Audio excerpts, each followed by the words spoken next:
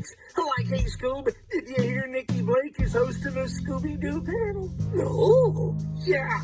Like on today's Scooby-Doo episode, Scooby-Doo and Shaggy meet Nikki Blake. Yeah, and a Scooby Panel. Like, we need to get this puppy started. Okay, Nikki Blake, take it away, Scooby-Doo.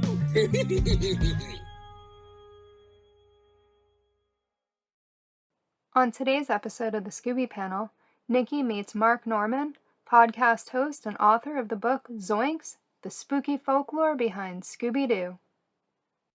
Hi Mark, how are you? Hey Nikki, I'm good. How are you? Good. I'm happy that you could join me to do this. This is great. I'm happy that you got up early on a Sunday. It's 9, it's not that early. Yeah, fair enough. But it is Sunday, so, you know. It is, true. Yep. How are you? I'm doing good. Good. Yep. I am so excited about this book. So excited. I'm excited for it to actually come out now after all of this. Yeah.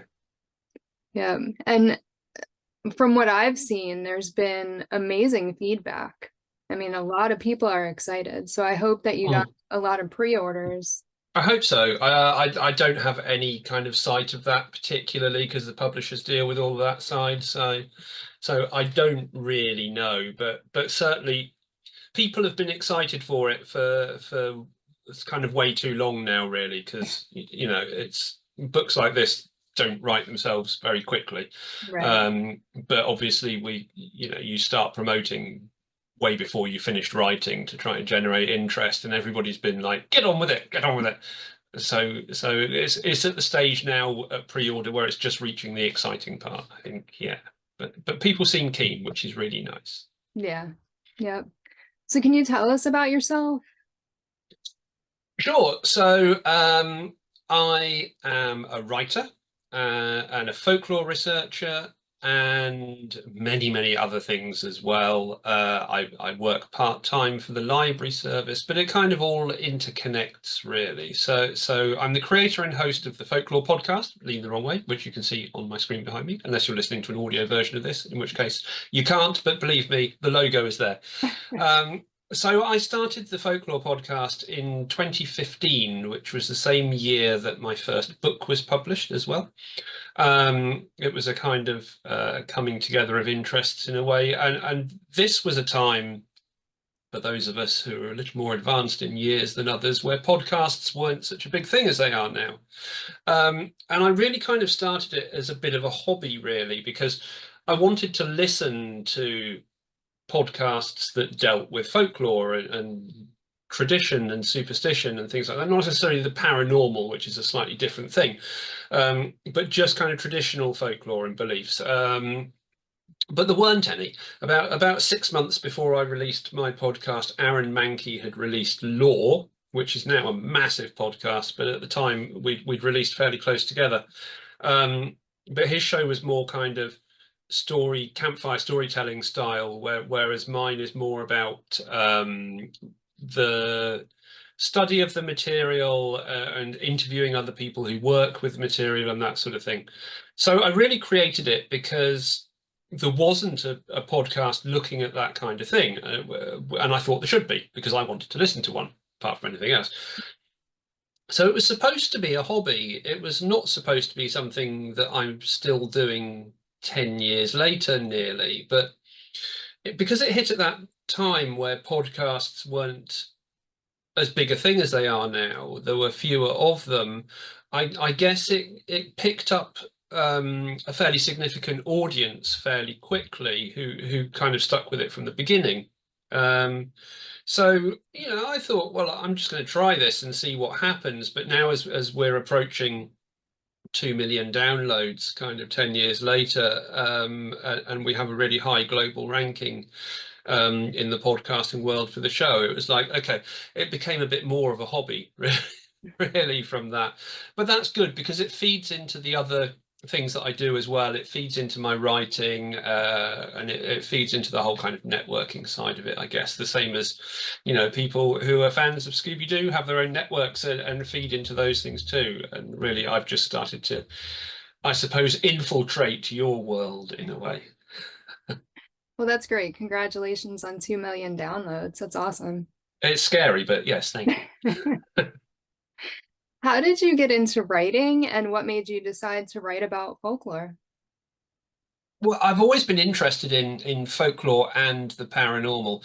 Like a lot of people of my generation, we kind of got interested in the subject when we were at school through particular books that were in all of the school libraries, which were really popular, books that have now achieved cult status and are being republished many years down the line. The Usborne Mysteries of the Unexplained is a classic series of books that looks at ghosts and monsters and things like that. So that was kind of my initial school level interest in the subject, was in the paranormal, the kind of stuff that kind of pure Scooby-Doo episodes deal with day in, day out, really.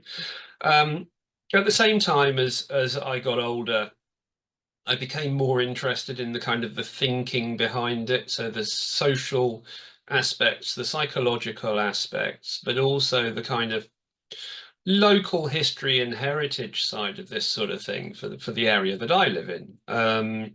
So although I still had that interest in sort of paranormally based subjects, it kind of developed and became more sophisticated to look at the thinking behind it, the traditions, the superstitions, the beliefs that people have, and that sort of thing.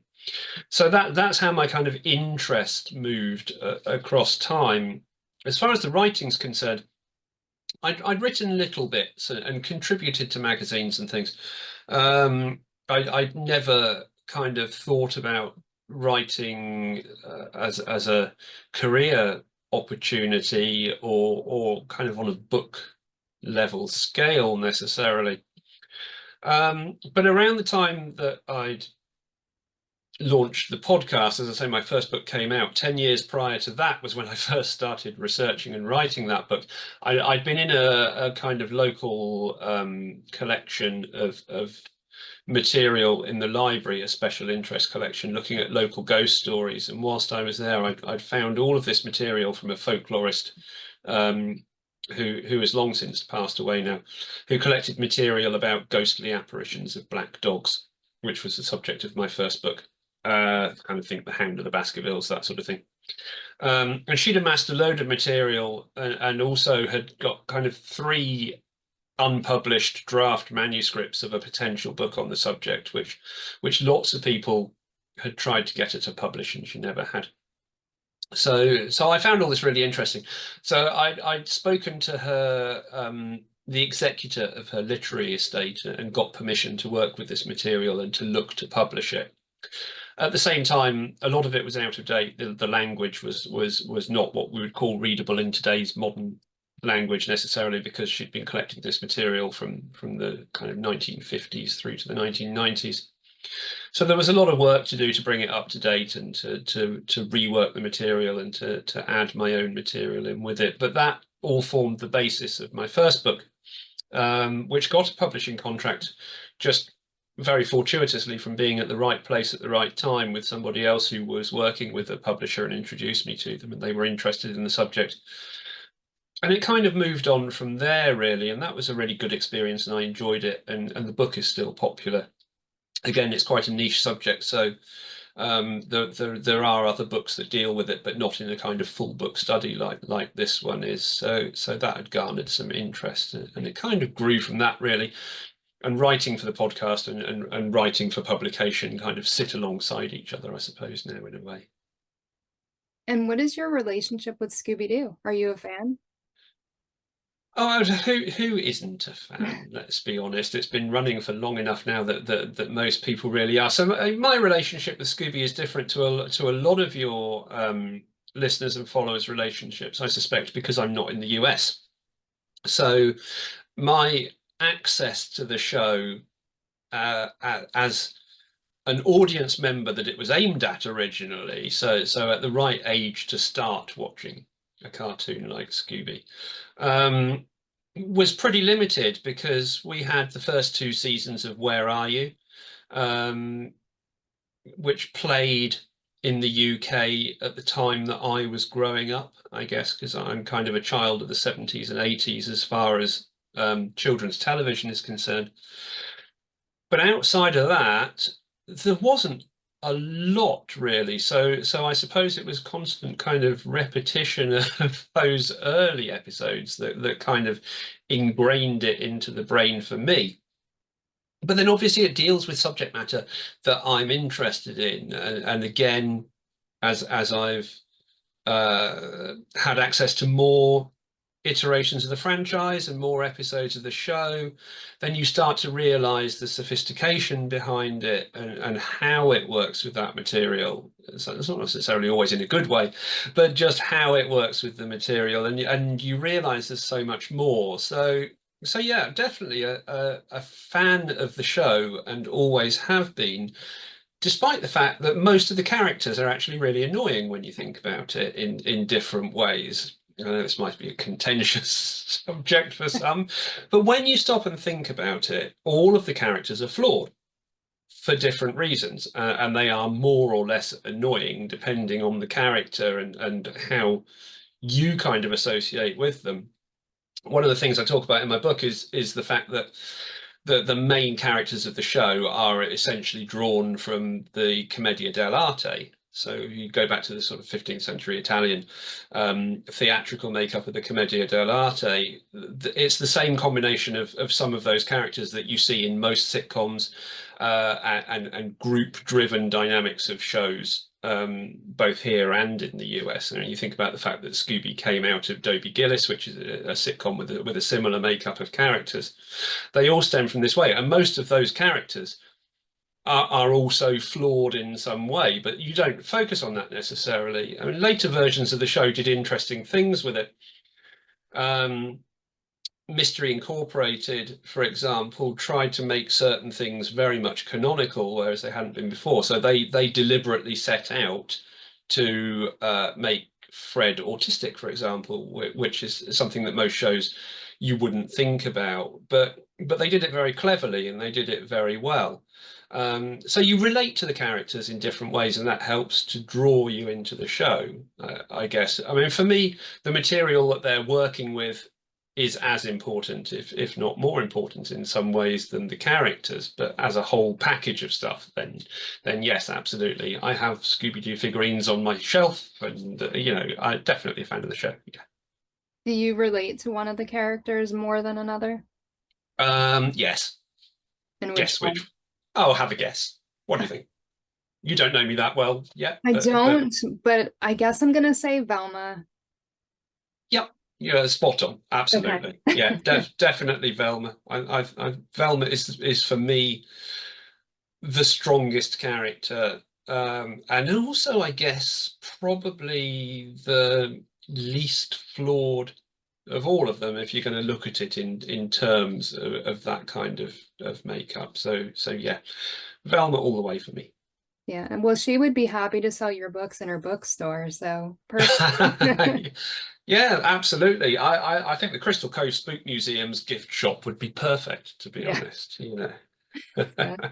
You brought up annoying characters. Yeah. We ask pretty much anyone that's on the panels their thoughts on Scrappy. Are you a fan of Scrappy? Do you find him annoying? Are we allowed to swear on your show? Sure. Scrappy is an interesting character, but for me will always be an annoying little shit at the end of it. He really is. I don't get on with Scrappy. And that's for a number of reasons, I think. I think his general kind of characterization is annoying to listen to. And not so much annoying to watch, perhaps, but I think the whole mechanism of why Scrappy is there doesn't work terribly well, and we know with hindsight the reason that he was put in, and we know that backfired. I think one of the other problems that I have with a lot of Scrappy's episodes, and I think this is probably something we'll cover a bit later on, is that the majority of his episodes don't deal with the paranormal as being, you know, a criminal in a mask, for want of a better description. They deal with the paranormal as being that, as being paranormal, and that makes those plot lines weaker because that wasn't the original remit of the show. I think one of the other problems with Scrappy's episodes, when you look at it in terms of the creation of the show, is that they're all short running time episodes. So there isn't really an opportunity for plot development in quite the same way. So he just kind of is obtuse and obstructive and generally a pain. Having said that, you know, I spoke to a number of writers for the show researching the book, including one who had written for some of the early Scrappy episodes, John Semper Jr. And I had quite a long Zoom conversation with John about the show and about his writing and about the character. And I asked him the same question: what do you feel about Scrappy as somebody who's had to write for this character? And he said, in his opinion, Scrappy was the best character out of all of them. In terms of a writer's perspective, he was the most interesting character. And his reasoning for that was, you can give Scrappy anything to do and he will get away with it. And there will be no repercussions for him as a character. And as a writer of a show, that's just a brilliant concept to work with, because you can throw anything at a character and know that nothing's going to stick, nothing's going to carry forward and be problematic. It's just water off a duck's back. And that was really enjoyable for him to do. So he really liked Scrappy and thought Scrappy was a particularly strong character. For me, he just deserves to live in a very deep hole. I agree with you on that. I've always found him to be annoying and a bully, and it just felt like he wasn't a good character for kids because he was constantly going after someone. And yeah, but I wonder how many of the characters are good role models for kids at the end of the day. Yeah, true. And that is quite tricky when you stop and think about it. And this goes back to the nature of the characters being flawed, as I said. But as a group dynamic, they have that covered, and the group dynamic as a whole makes the gang a good role model. Because at the end of the day, the show is born out of a social commentary on the American political system and you know, the general worldview of the time. So they do act as that very kind of positive role model. I mean, we know that you know, these are characters that come out of the Action for Children's Television initiative to kind of make Saturday morning a bit more wholesome for kids. And for that reason, I guess they have to be good role models. But yeah, their quirks don't necessarily make them that individually every time. But as a group, you know, there is no I in teamwork and all that, and that's where their strengths are, isn't it? It's true. Very true. So you wrote Zoinks, the spooky folklore behind Scooby-Doo, which I did. So excited. The book was commissioned by Barnaby Eaton Jones, who runs Chinbeard Books, and he's a longtime Scooby-Doo fan. From what I read, he sort of looks like Shaggy.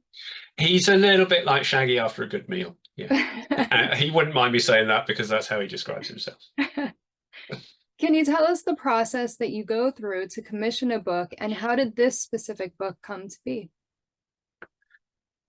This book didn't take the normal commissioning route by any means, and most of my books have come about in different ways. So a couple of books I've pitched myself to publishers as a concept, and they've been picked up. That's often quite difficult to do. It's not necessarily as challenging in terms of non-fiction writing as it is for fiction authors. Most fiction authors without an agent, I find it very difficult to break into the market.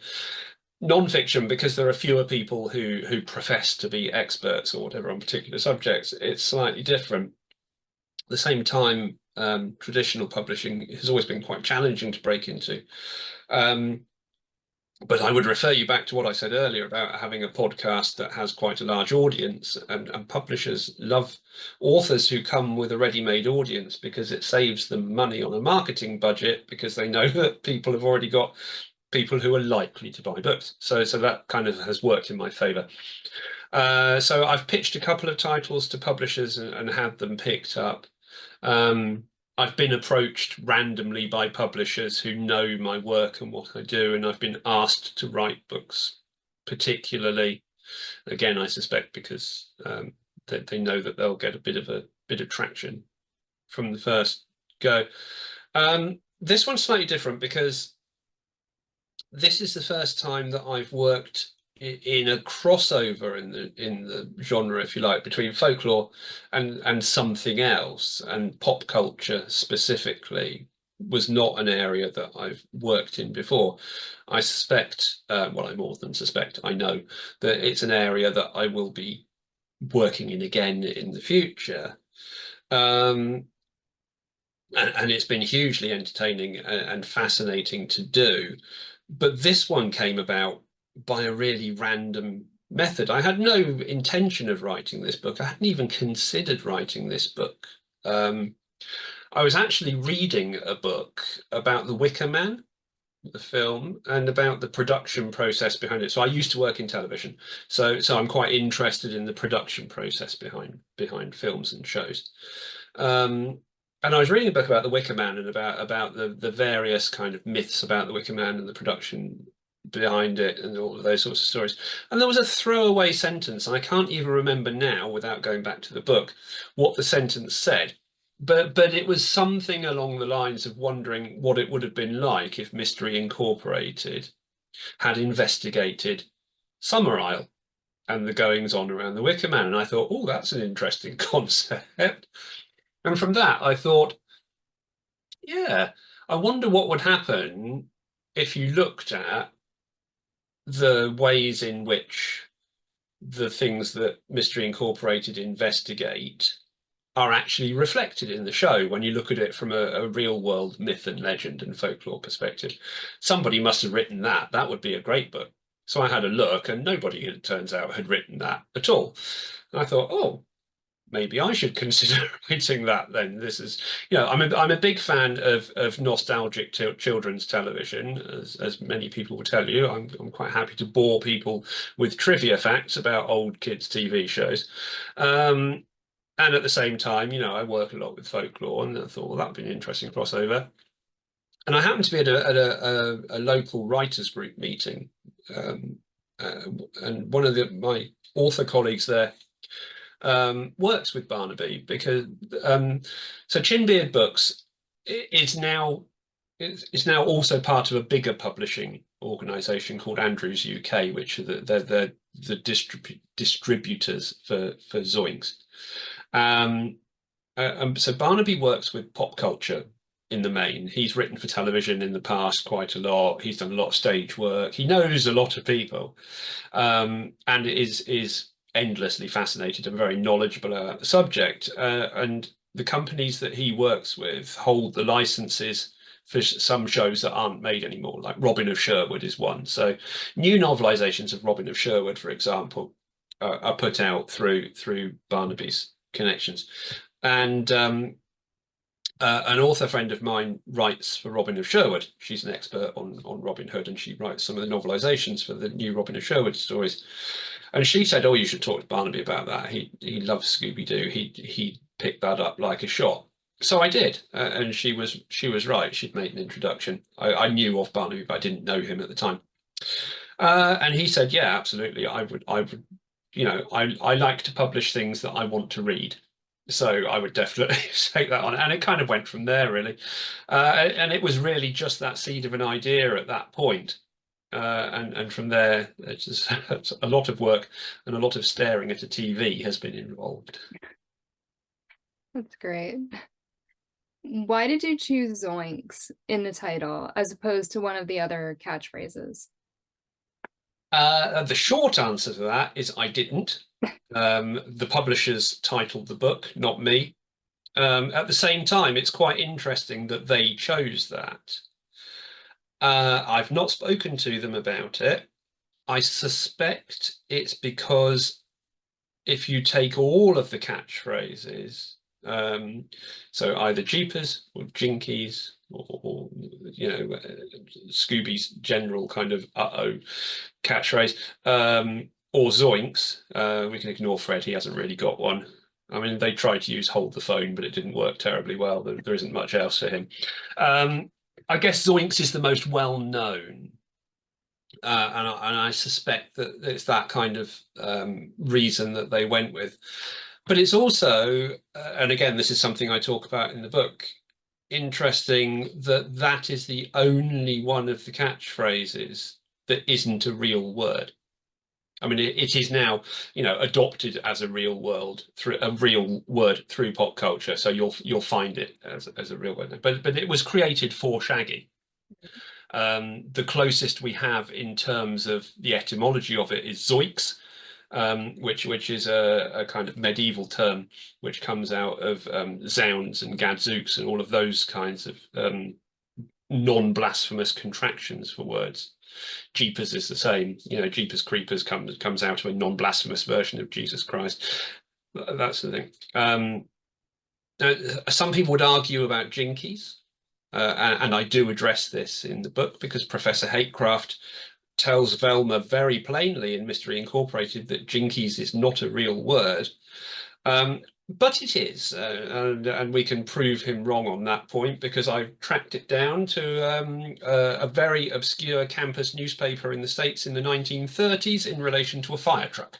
So actually it is published well before the show as a real word, but not Zoinks. So I found it interesting actually from that perspective as well that they went with that one too as the only word that isn't in a standard dictionary in that way, I guess. But I think, it's just that it's probably the most well-known of all of them in terms of pop culture use.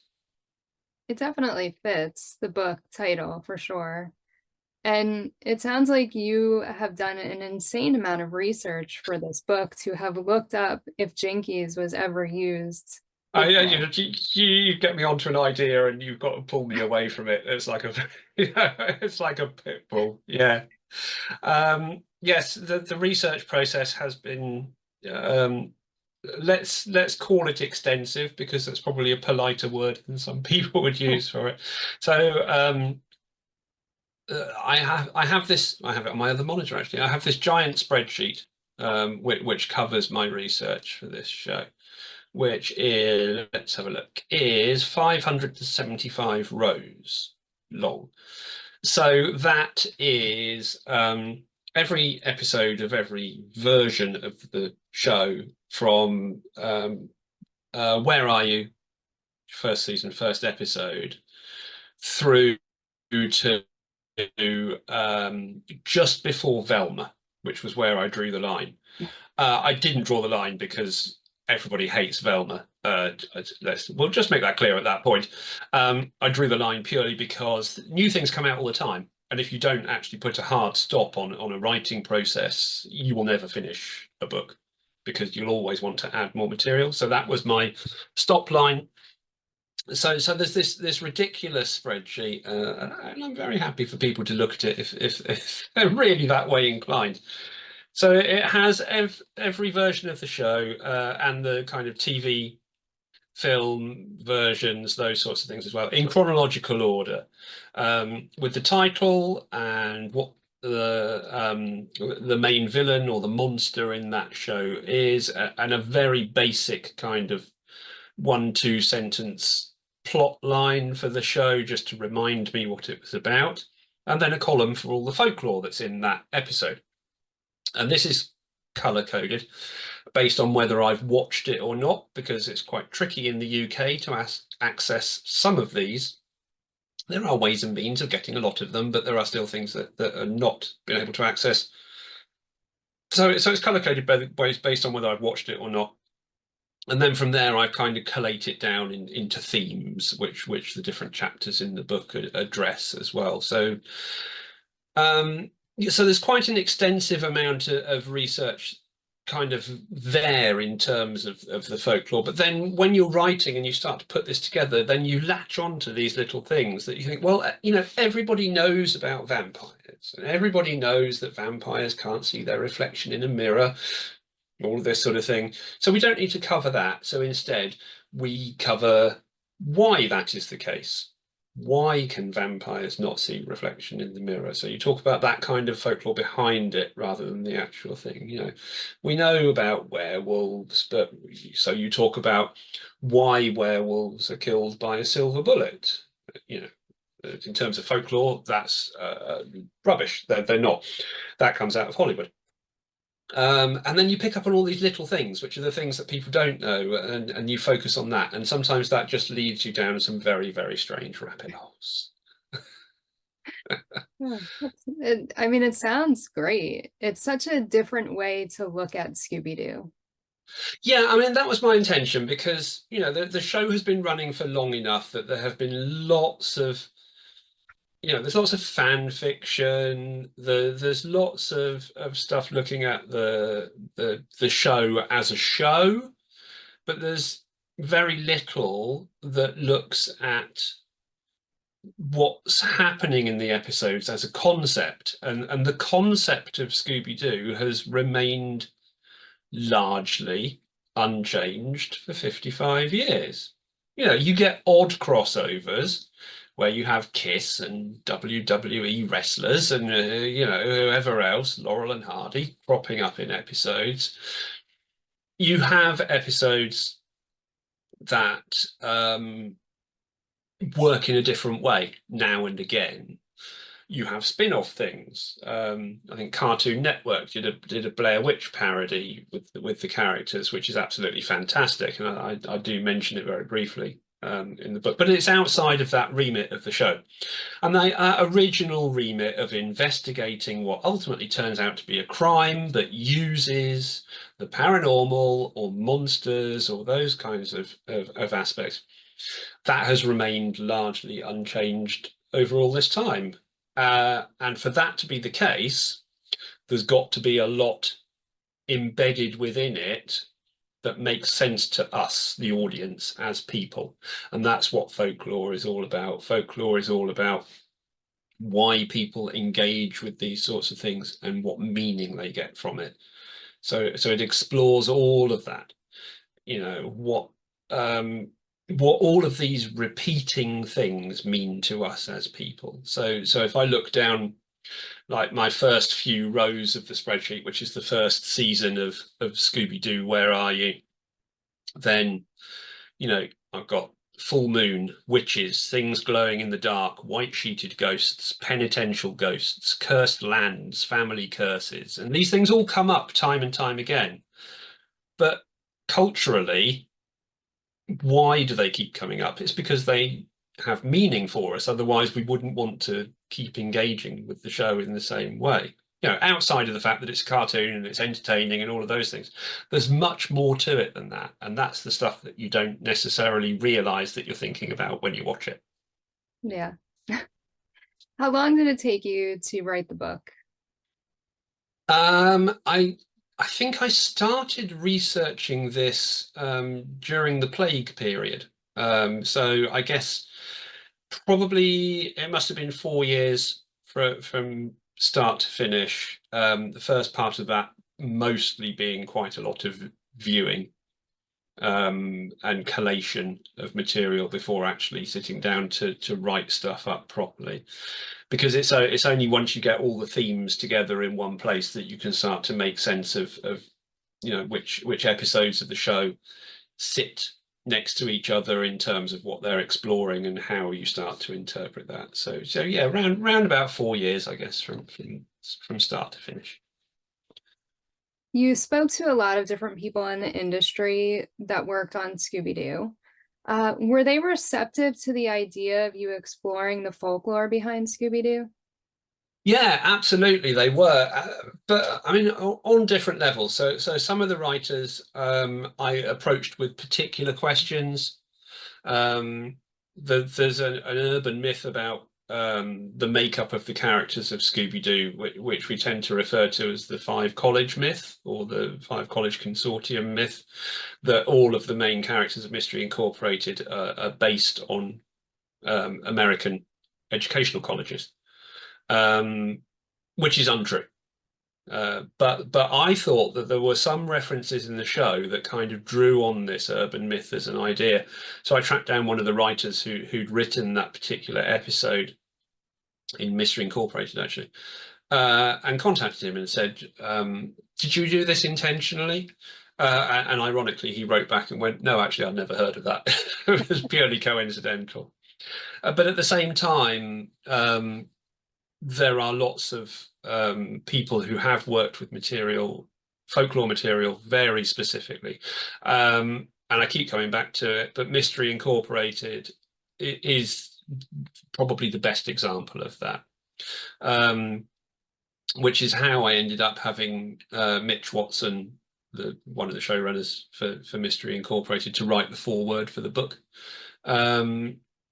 Because we'd had a conversation. I'd originally sent him some questions and he'd replied with some answers that were really interesting and really gave an insight into, because they had a writer's room kind of feel for that because of the overall story arc of the show, how the research had worked, and they're using some pretty sophisticated adult themes behind Mystery Incorporated when you look at the whole kind of folklore behind the Nibiru cataclysm and all of that stuff that the planispheric disk is leading up to. That's way outside of what kids would understand or would read about necessarily, and I go into quite a lot of detail about that. And they've done a lot of work in working with the material for the means to the end that they wanted for the show. So yeah, everybody had been really receptive to the idea, and it was really important to me that the writers particularly had the opportunity to be a voice as part of this project, because at the end of the day, we wouldn't have any of these episodes without the people who wrote them, and they're the ones who never get really any acknowledgement for this kind of things. Everybody, it's slightly different with the cartoon. Everybody remembers the actors, everybody remembers the voice actors, but nobody thinks about the animators or the writers or any of the people who actually put this stuff together. So it was really important for me that they had a voice, which was why I did that. Which is great. That's a big reason why when we started doing interviews on the Scooby panel, because these people don't get the attention that they should get. People should know who they are. They should know their names. It's why I do the birthdays and the deaths, because it's important that, like you said, without them, we wouldn't even have Scooby-Doo. No, exactly. And those, your social media is so good for that, because there are people will see those posts and not even know that half of those people were people, even, let alone what they did on the show. So I applaud you for that in the other direction, absolutely. And it's really important stuff. Yeah, thank you. Yeah, you're welcome. You had mentioned that this was the first time that you introduced pop culture into your writing, and Scooby has been around for almost 55 years, which is a lot of material to cover. What was the most difficult part of writing this book? Oh, that's quite easy, really. For me, the most difficult part was actually accessing half of the material, which I think I alluded to earlier on, just because in the UK, half of these iterations of the show just aren't a thing. We just don't really see some of the versions of the show here very often, if at all. So I had issues with even like Scooby-Doo, Where Are You? The first two seasons are easily available. The third season, well, admittedly, it wasn't Where Are You before it was repackaged, but that has never been released on DVD in the UK. If it was broadcast at all, it would broadcast once many years ago. For the most part, it's not available through any of the easily accessible ways that you can access some of this material via a VPN or anything like that, for example. So for those episodes, I had to contact a colleague in the US. They had to go to Target and buy a DVD and ship it to me in the UK. And then I had to standard convert it to a UK format so that I could watch it. Because otherwise you miss out on these things. There are, as I say, there are some episodes that I have not seen and I will probably not see for a long time because they're so difficult to track down. Even some of the bigger versions of the show. So Shaggy and Scooby-Doo Get a Clue, pup named Scooby-Doo. They've not been a big deal in the UK. Those I have been able to access. But there are plenty of others here and there. And sometimes, like I've watched 95% of a season. And then there's one episode somewhere that's just impossible to find.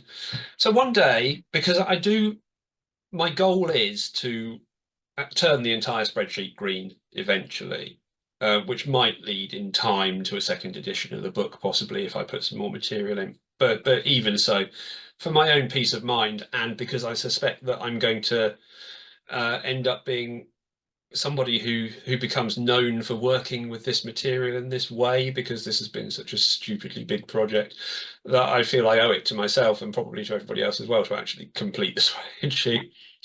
So one day I'll probably email you a list and go, look, these are all the things I can't find. Who's got copies of them somewhere? Yeah, definitely. Let Try me and know. track them down. I can make sure that you see them. Somehow we will make that happen. That would be amazing. Thank you. So the original premise of Scooby was the monsters were always a bad guy in a mask. Mhm. And many fans feel the need for real monsters in Scooby. What are your thoughts on there being real monsters? Do you think that it's necessary? Usually, no. Usually it's not necessary. And I think the simple reason for that probably is that it is outside of the original remit and construction of the show. The show was designed in a very particular way. And part of that process was that you have a villain, somebody doing something that is bad, who ultimately gets their comeuppance. And that's part of it. The investigation process is a big part of it. The looking for clues thing is a very big part of the makeup of Scooby-Doo. When the supernatural is real, you don't get that. You lose that aspect. It's the reason that most of the versions of the show where the supernatural is real don't feature particular characters from the gang in the main. You don't have Velma in most of those. Return to Zombie Island is an exception, obviously, but in a lot of them you don't have that because you can't have that rational approach when the supernatural isn't there to be explained. The journey that the characters take is very important in terms of this, and again, this is something that I kind of deconstruct. So if you look at it in terms of the way that the supernatural is treated in terms of philosophy and psychology and things like that, then there's kind of a spectrum with things at two ends of it. You have the uncanny at one end and you have the marvelous at the other end. And then there are academic theories that explain these terms. This is not an academic book, but there are. One of those is the supernatural is real, and the other end is the supernatural being explained as something ordinary. And the majority of episodes of Scooby-Doo, if you imagine that line as being like a balance scale, they sit in the middle. Yeah, so the supernatural is real is at one end, the supernatural has been explained. In the middle, you have that kind of, we're really not sure what's going on here, tipping point. And the characters transit this. They believe something is real, they investigate it, they're not sure, they pick up all the clues, they work out what's going on, and the supernatural is explained. And that's how that journey works for most of these. You just have the supernatural being real, you lose that whole kind of element, and there's very little you can work with. The 13 Ghosts of Scooby-Doo is probably the biggest example of this. So you have the adventure element of having to recapture the demons that have been let out or whatever. I mean, that show, aside from the fact that it has a character who is almost as annoying as Scrappy as one of the lead characters, it's played for comedy. And the fact that Vincent Price is a guest star, which is probably the best thing about the entire show. But it doesn't work. It doesn't work in quite the same way because you don't have that whole journey, that whole process. It's like the equivalent of the hero's journey in fiction, but it's the kind of the unraveling of the paranormal, and that's what makes the show effective. So in the most part, it's not necessary to have the supernatural as real. Again, there are exceptions. And again, I think Mystery Incorporated, which is one of the 2 iterations of the show outside of Where Are You that I think are the best and the most effective versions of it. The other one being Be Cool, Scooby-Doo, for different reasons. I think the difference there is that most of the time they are using that original remit. You know, the supernatural is not real. It's something else going on. There are villains to be caught and things going on that need to be investigated. But underlying all of that across the whole 2-season story arc, actually there is some real stuff going on as well. And that works slightly differently because you have that original remit, but underneath it, you still have that kind of paranormal threat approach as well. And that's very effective. But in the main, I don't think the need to be real monsters because that's not what the show is about. Yeah, I think it worked really well for Scooby-Doo on Zombie Island, but other than that, I feel like we don't need real monsters. But again, what happens with Scooby-Doo on Zombie Island is that a bit later on, you get returned to Zombie Island, where Velma's had a chance to go, that can't possibly be real. There's got to be explanations for it. But they kind of play that a little bit for comedy. You know, because the explanations are things like, well, you know, it must be a weather balloon, the old kind of traditional explanation for any UFO sighting and those kinds of things. It's like, even when the supernatural is real, Velma is the hardened skeptic who just refuses to accept it, so will provide an explanation even if it doesn't actually ultimately work.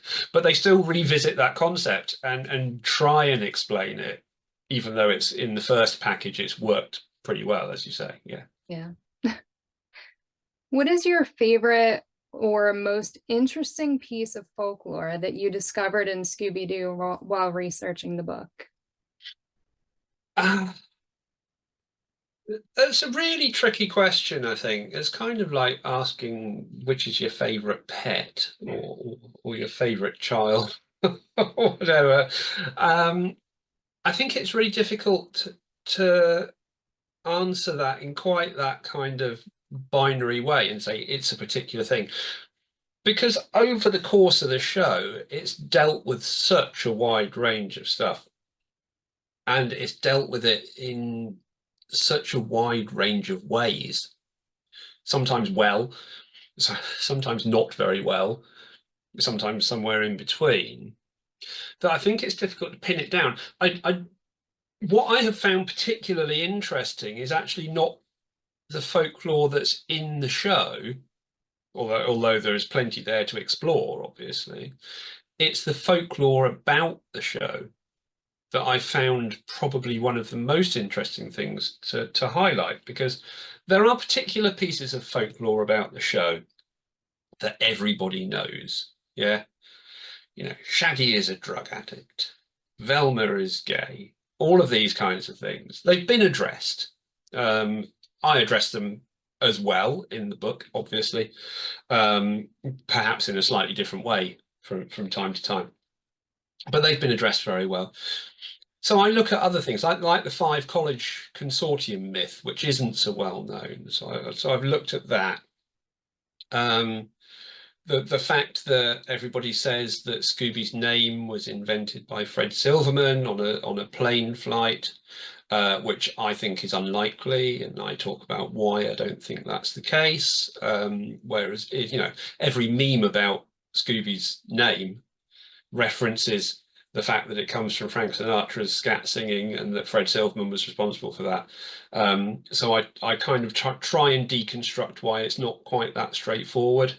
Even the stuff about Shaggy's drug references, I try and deconstruct in a slightly different way. I talk about Scooby's speech impediment, how that fits in with other speech impediments like Elmer Fudd's, and the fact that Elmer Fudd has a real world speech impediment that actually exists.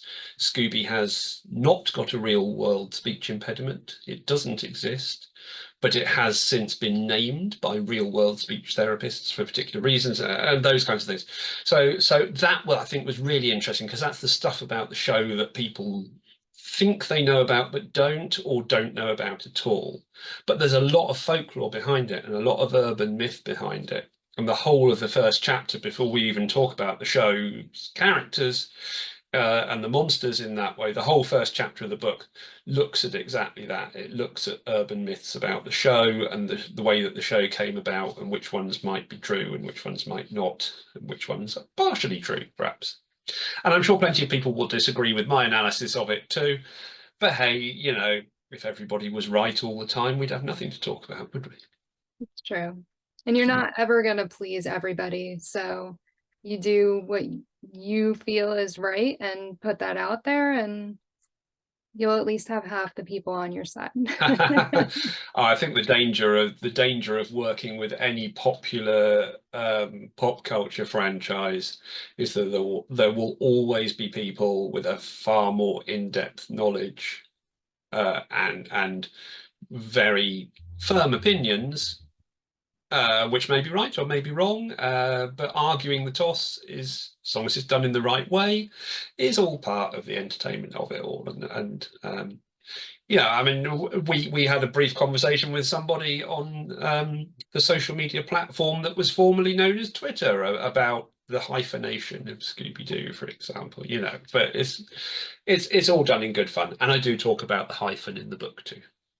That's good. And Scooby-Doo despises when the hyphen is not used. Him and I have had many conversations about this, so he will be very excited to know that that's in the book. It's just he'll probably also disagree with some of the things I say about it as well, but hey, that's fine. We'll just debate it. We'll debate it nicely, and that's all good. Yeah. And it's good to get that out there, to get people talking, and Of course, yeah, it's always good to start a conversation. So yeah, absolutely. And you know, there's enough real world argument and misery going on that, you know, we can talk about a talking dog and how his name is written, and then argue about it as much as we like in a much more entertaining way. And you know, ultimately nobody's going to suffer for it. right. Is there any particular bit of folklore that you think would be well suited for Scooby and the gang to explore that hasn't been done yet? This is an interesting question, I think, because folklore changes and develops all the time. You know, people have a misapprehension about folklore, that folklore is about old stuff. Yeah, it's about all of these superstitions from the past where nobody understood anything in terms of science and medicine, and that it's irrelevant these days. And that's absolutely not the case. That's not what folklore is at all. It's part of what folklore is. But there's plenty, you know, modern folklore is a thing, and folklore changes all the time.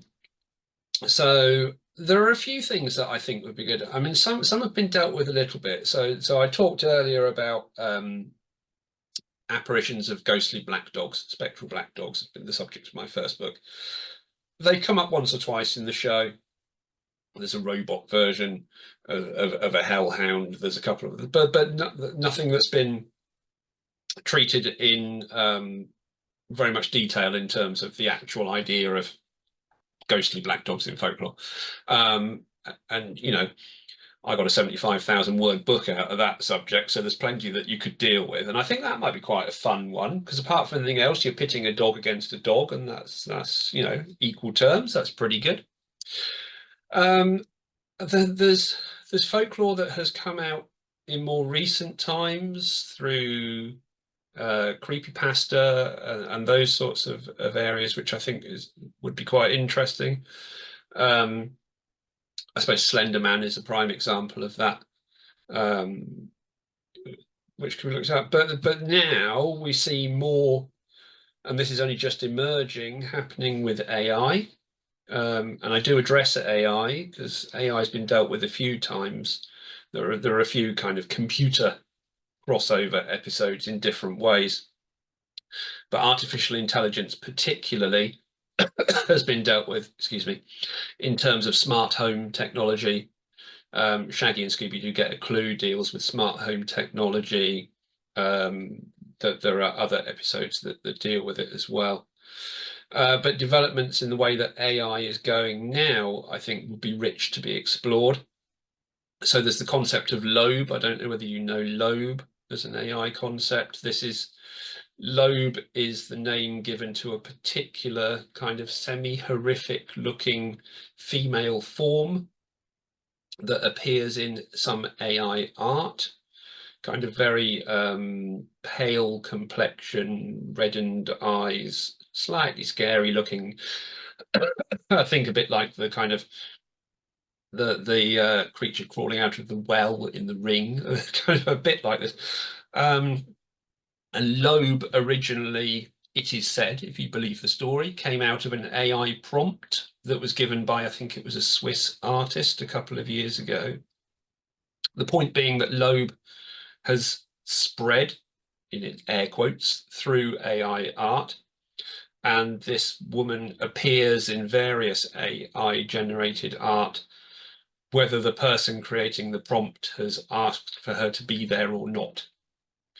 And this is a kind of, you know, it's a bit like kind of Bloody Mary appearing in your mirror, that kind of idea. But there's so much to question. Was Lobe created specifically? You know, is there a fiction element around how Lobe was originally created in terms of artificial intelligence? Has it spread through AI scraping? Has it spread because people have generated these pictures and said that they didn't ask for it to be there? And it, you know, there's so much that you could question about it. And this is what makes folklore fun, is you very rarely get to the origin point of anything. You very rarely know for certain. That's why it's folklore. That's why it's not science or technology or any of those things. You know, we can't prove these things.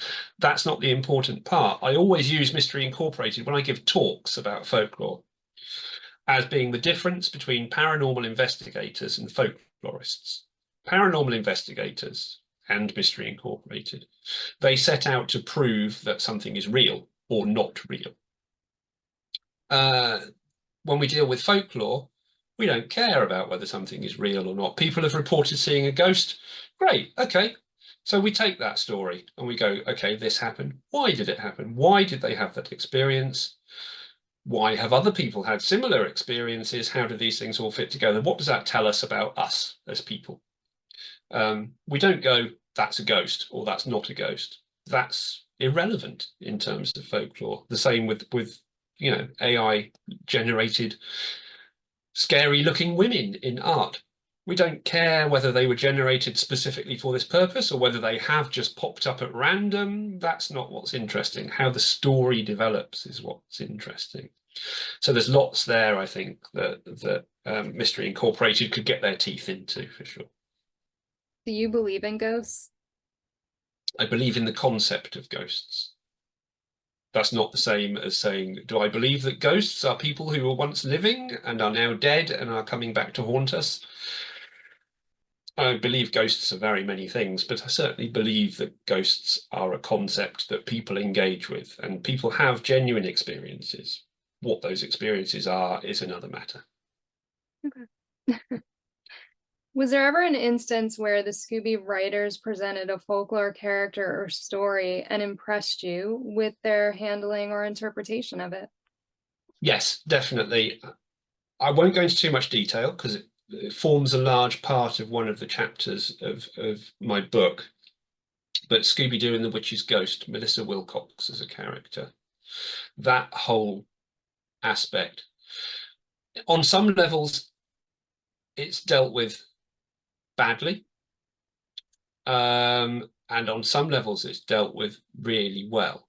And I talk about that and some quite kind of niche bits of folklore and magical practice, which are embedded in that particular storyline in a very good way. In fact, which is a there's a lot to unpick there. Sarah Ravencroft as a character. There's some really good stuff in terms of folklore in that whole storyline, and then there's some really bad history that kind of spoils it when you look at it from that folklore perspective. And I do talk about the offset of those. Then there's other little things as well that are good. So World of Witchcraft in Be Cool Scooby-Doo is another good example, I think, where it's dealt with really well. So when Daphne is accused of being a witch, and the characters are tied to stakes, that whole kind of concept, it's like everything else, it's played for comedy in that version of the show. But behind that, there's some really valuable commentary on the persecution of women for witchcraft and things like that. So there are lots of times where stuff is dealt with very well. The early episodes are really good for folklore being dealt with well. And I have a lot of discussion about the color green within folklore and why things glow green, and the thinking behind that. And those early episodes, they draw on folklore really well. Other episodes just go completely off track, because that's not ultimately what the show is about at the end of the day. We have to remember what the show is actually about at the end of the day. And it's not about providing an accurate analysis of folklore and the paranormal and the monsters that it depicts. But if it does do good research and draws on that as part of it, that's only going to improve an episode when you come at it from a different perspective, or when you come to the show as an adult rather than as a 9, 10, 11-year-old kid who's getting something different from it. So yeah, it's a mixed bag, but a lot of it is really good, which is great because it means that I have plenty to talk about in the book. Very true.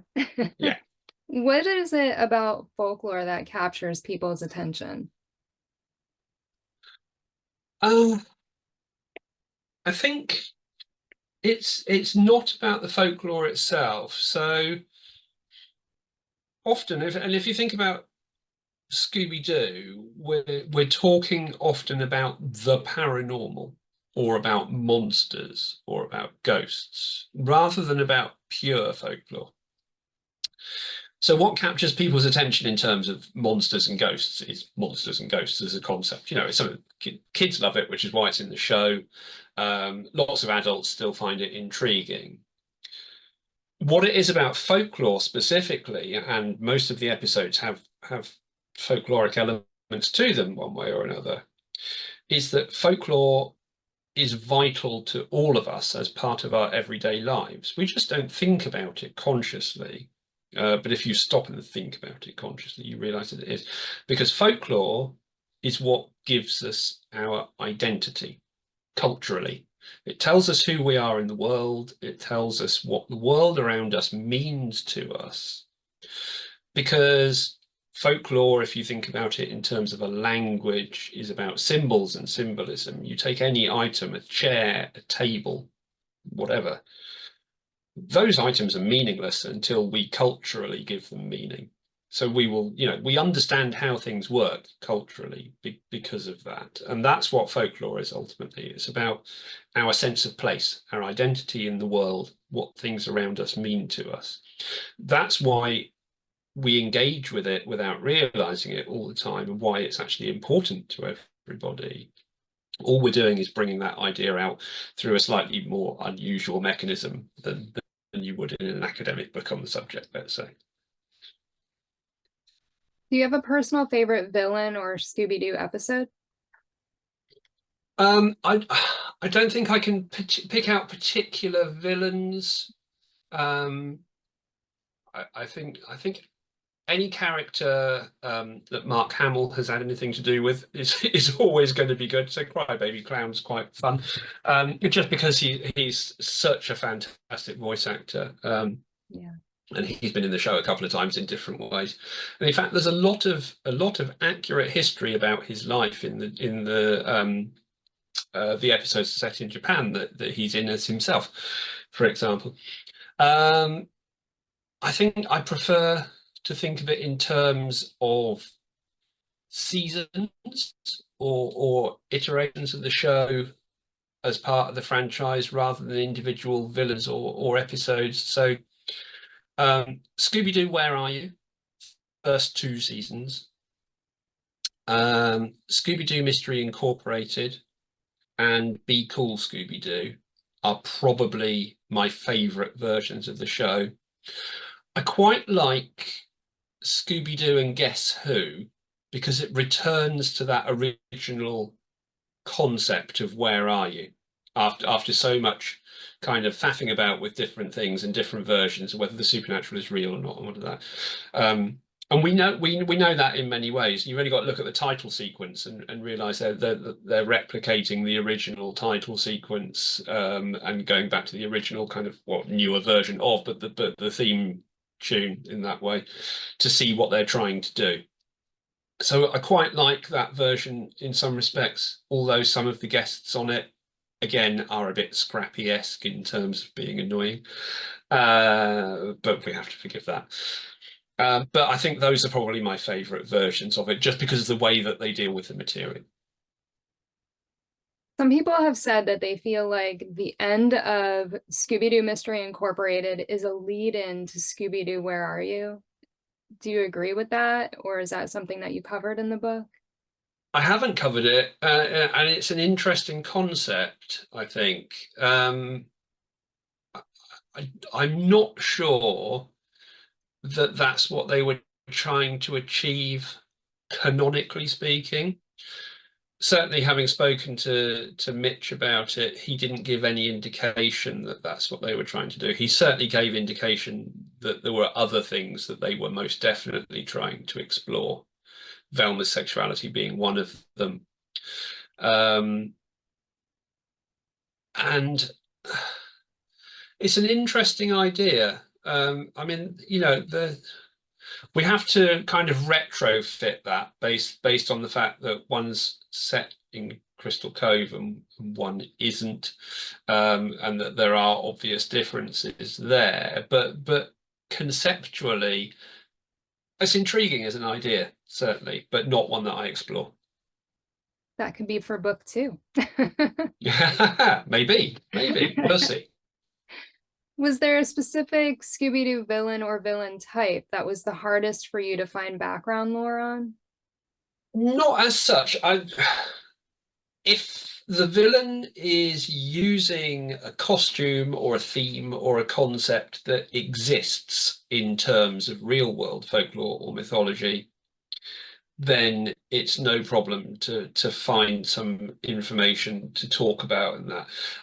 It could be very tangential. It might be that there's only a couple of things to talk about because they only reference real world stuff on the periphery.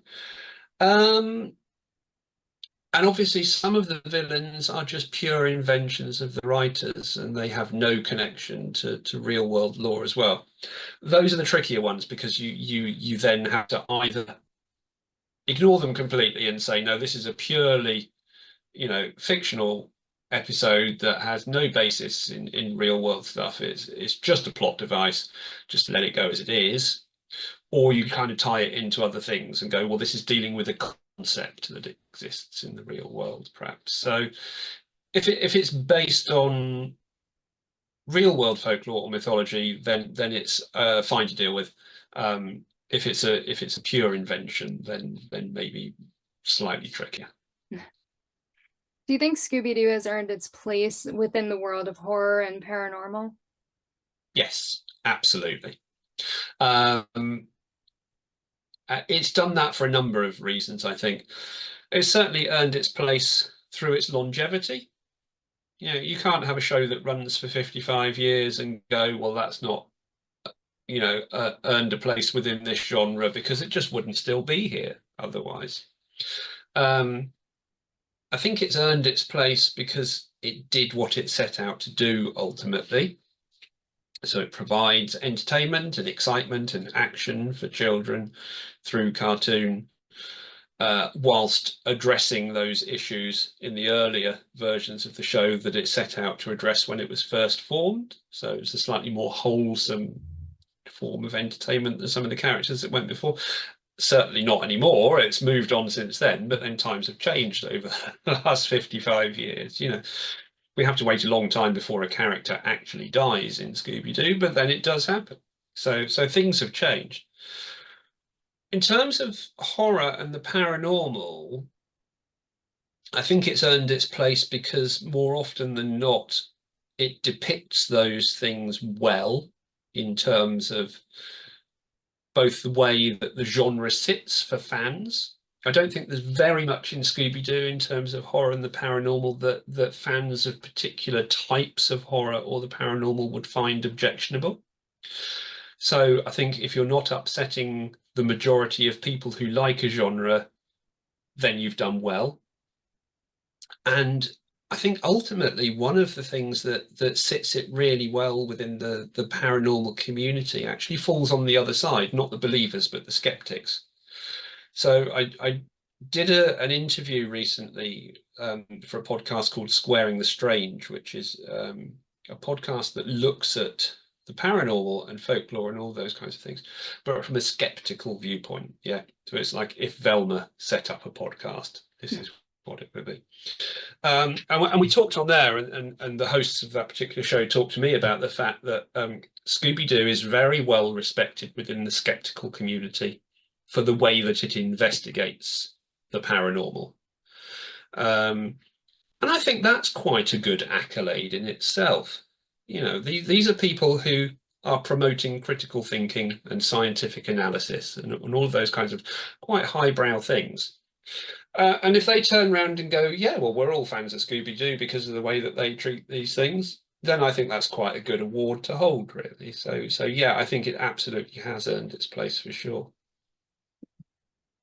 So now that the book is done and it's getting ready to release, what would you say was the most rewarding thing in this whole experience? Well, I suppose the short answer to that is actually finishing the manuscript in the first place and reaching this stage after 4 years. That's quite rewarding in itself. But to be honest, I think the only real answer to this is that the most rewarding thing has been the amount of interest and enthusiasm and general nagging to get it done that has been shown by the fans of the franchise.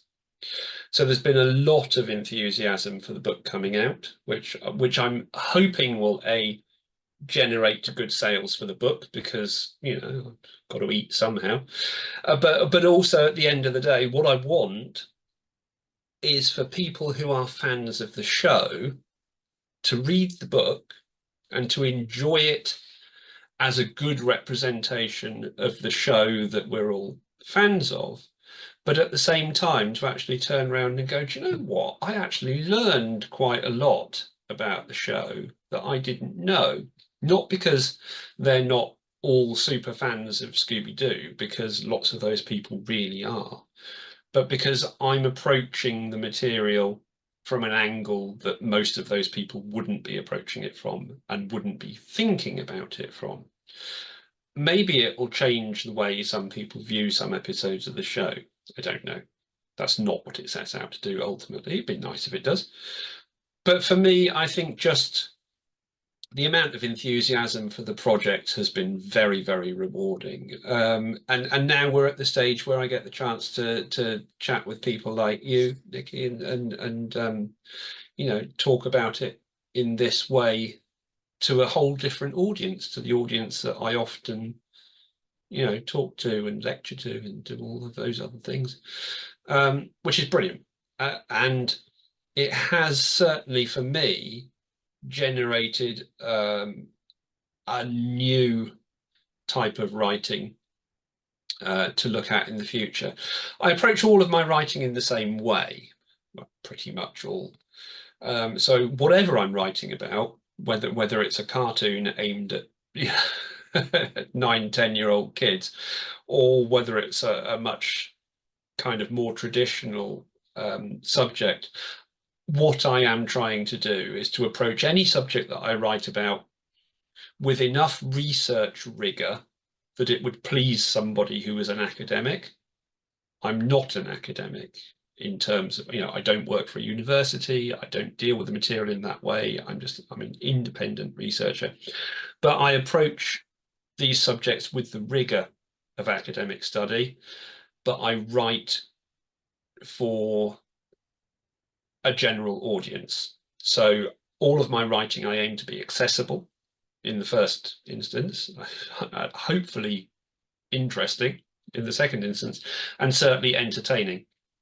And what's been really nice about this project is that I've been able to change my writing style slightly. So as well as being, you know, entertaining and accessible, it's allowed me to be a little bit more lighthearted as well, and to throw a bit of comedy into it, and try and reflect the style of the show in my writing.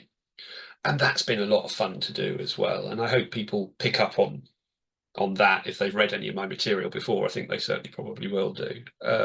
And we'll see where it goes.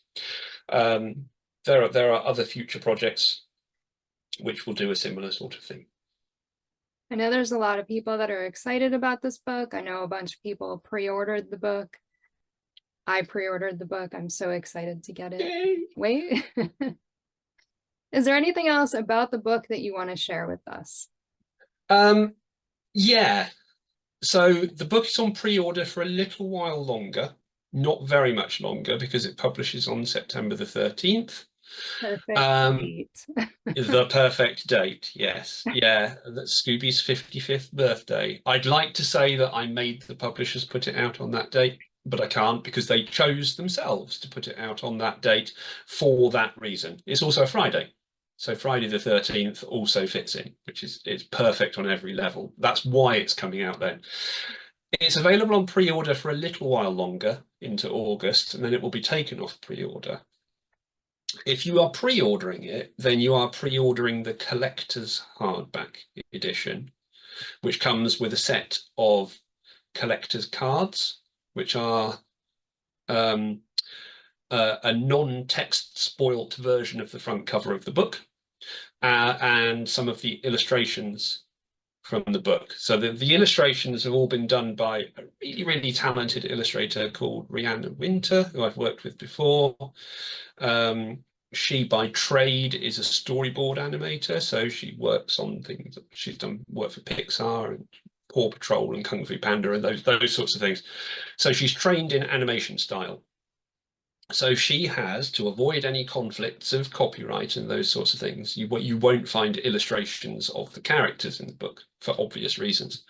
What she has done is to take the real world folklore characters, monsters, whatever, and to illustrate them using the Hanna-Barbera animation style. So the illustrations in the book are real world folklore characters drawn as if Hanna-Barbera Studios had drawn them. And that's what makes up the rest of the collector's cards, are illustrations pulled from the book. So the collector's edition hardback and the collector's cards that are on pre-order will only be available that way. You won't be able to buy those once it comes off pre-order. So if you've pre-ordered the book, you'll get the book and the collector's cards, and you'll be the only people that have those. When it publishes on September the 13th, it will publish as a standard hardback and a paperback and an ebook, normal retail style. So if you want the collector's stuff, I'm afraid you've got to pre-order it, because that's the only way you'll get it. That's probably worth saying for people who don't want to miss out. Yeah, absolutely. And I think it's really cool that you have that as the pre-order. And where will it be available when it does come out? So when it does come out, it will be available wherever you can buy a book. Okay, so in the US and... Yes, in the US and in the UK. It should have global. You should be able to purchase through the normal websites that you can purchase books from globally, as well as, local independent bookstores, wherever. The pre-order is also available, obviously, globally as well, because you're in the US and you've pre-ordered it. Yeah. But there's a very short window now to be able to do that, as I say. So I know one or two people did have issues ordering out from the US at one point, but I don't know why. But I haven't heard anything else about that. So as far as I know, it's all fine. But you can always contact me and I'll get it sorted. Okay. Yeah. We're very excited. The book is called Zoinks, the spooky folklore behind Scooby-Doo. And get it, pre-order it, buy it when it comes out on September 13th, whatever you need to do. Very excited for this book. Mark, thank you so much for your time. This has been great. You've made me even more excited for this book to come out. Then my work here is done. It's been an absolute pleasure. Thank you so much, Nikki, for inviting me on. It's been lovely to have a chance to chat about it. Thank you for tuning in to another Scooby panel. I'm Nikki Blake from ScoobyAddicts.com. If you like these panels, please subscribe to my channel for more great discussions. A huge shout out to our patrons, Julie Rosen, Ross from ScoobyFan.net, Tagus, Garrett Spencer, Paul the Scooby Dude, and Jesse. If you would like to support the Scooby panel, please go to patreon.com/ScoobyAddicts. A very special thank you to Mark Norman, author of the book Zoinks, the spooky folklore behind Scooby-Doo, and also to Wendy Bridge and Justin Sharon for contributing questions for this interview. Scooby Panel is available in podcast form on most podcast platforms, or as a web series on YouTube. You can find Scooby Panel on Instagram, Facebook, and X as @ScoobyPanel. We are part of the Collector's Maze Network, where you can find all things geek. Scooby and Shaggy were voiced by Scott Innes. Check out Scott's website, onescottshop.com. Scooby Addicts artwork by Will Davenport. Scooby Panel logo by Garrett Spencer. Video editing by Nikki Blake. Music composed and performed by Bovine Nightmares. Please join us next time for another Scooby panel.